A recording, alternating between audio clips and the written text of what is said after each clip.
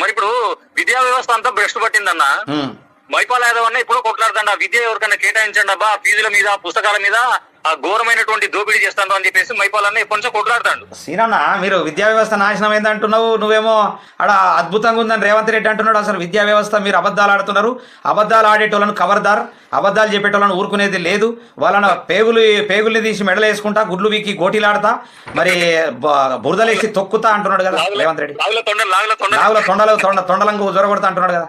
నిన్న ఒక parent phone చేసిందన్న, sir పుస్తకాల కోసం మార్కెట్ కు పోయినా ఒక 4వ తరగతి ఒక ఇంగ్లీష్ మీడియం పుస్తకము, ఒకటే పుస్తకము 1000 రూపాయలు చెప్పిండు వాడు.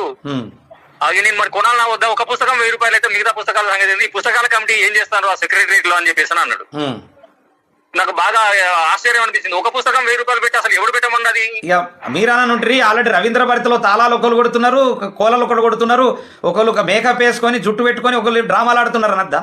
నేను అదే చెప్తాను, నీకు ఎన్సీఆర్టీ ఇచ్చిన పుస్తకాలు పెట్టరా పోయి, ఎన్సీఆర్టీ పుస్తకాలు మాత్రమే కొనమని చెప్పి పేరెంట్ కంటే వీడు ఏదో వేరేటోడు వీడి డబ్బుల కోసం వేరేటోడు ఏదో వేరే మార్కెట్ వాడు తీసుకెళ్తున్న పుస్తకాలు అన్అఫీషియల్ పుస్తకాలు అవి. వాడు పెట్టి దీన్ని గందరగోళానికి గురి చేస్తాను అన్నట్టు. ఇప్పుడు మన మద అంటున్నాడు తెలంగాణలో no education only wines full support అని చెప్పి. ఇట్లా ఈ విద్యా వ్యవస్థను ఇంకా నీరు గార్చేటటువంటి పరిస్థితి. మొన్న ఒక స్కూల్కి పోయినన్నా, స్కూల్కి పోతే 20 మంది పిల్లలు ఉన్నారు. 20 మంది పిల్లలు. ఏంది పరిస్థితి అంటే ఇక నిర్వీర్యం అయిపోతున్నది, ఏం చేయలేని పరిస్థితి. ఎంతమంది ఉన్నారు టీచర్లు? ఆల్మోస్ట్ ఒక 18 మంది 12 మంది ఉన్నారు. 12 మంది ఉన్నారు. ఒక స్టూడెంట్ ఒక టీచరా? అంతే ఆల్మోస్ట్. వాడికి మరి ఆ జీతం తీసుకుంటే అడుగుతుందా వాడికి తింటే? మరి అంటే పాపం వాళ్ళు ఏం చేయగలుగుతారు? ఏం చేయలేరు కదా. ఇప్పుడు డిఓ ఎమ్మటే వాడిని సర్ప్లస్ వేరే కాడికి బైఫర్కేషన్ చేయాలి కదా, వేరే ఎక్కువ స్ట్రెంత్ ఉన్న స్కూల్ పంపాలి కదా. ఒక దగ్గర సబ్జెక్ట్ టీచరే లేడు. అవును.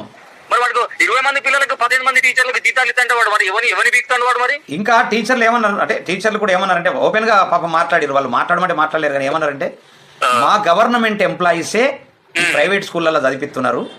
ఈ ప్రైవేట్ స్కూళ్ళల్లో చదివించడం గవర్నమెంట్ ఎంప్లాయీస్ ఎవరున్నా, ఏ డిపార్ట్మెంట్ లో ఉన్నా గవర్నమెంట్ ఎంప్లాయీస్ పిల్లలు గవర్నమెంట్ స్కూళ్ళలోనే చదివే ప్రతిపాదన తీసుకొస్తే ఇంకా బాగుపడుతుంది అని అన్నారు. కానీ నేనన్నా మీరు చెప్పిన ప్రతిపాదన పెట్టిన 75% రిజర్వేషన్ గవర్నమెంట్ స్కూళ్ళల్లో కాలేజీల్లో చదివితే, హైయర్ ఎడ్యుకేషన్ కావచ్చు, గవర్నమెంట్ ఉద్యోగస్తులకు కావచ్చు, 70% రిజర్వేషన్ ఒక జీవో తీసుకురాగలిగితే మొత్తం ప్రైవేట్ స్కూల్ అన్ని కంప్లీట్ గా మూతపడిపోతాయి. ఆటోమేటిక్ గా గవర్నమెంట్ స్కూల్స్ అన్ని కూడా బ్రహ్మాండంగా ఫుల్ నిండుతాయి, కలకల్లాడతాయి, కృష్ణా గోదావరి కలకల్లాడినట్లు అని చెప్పిన. మంచి మాట చెప్పిన. నిన్న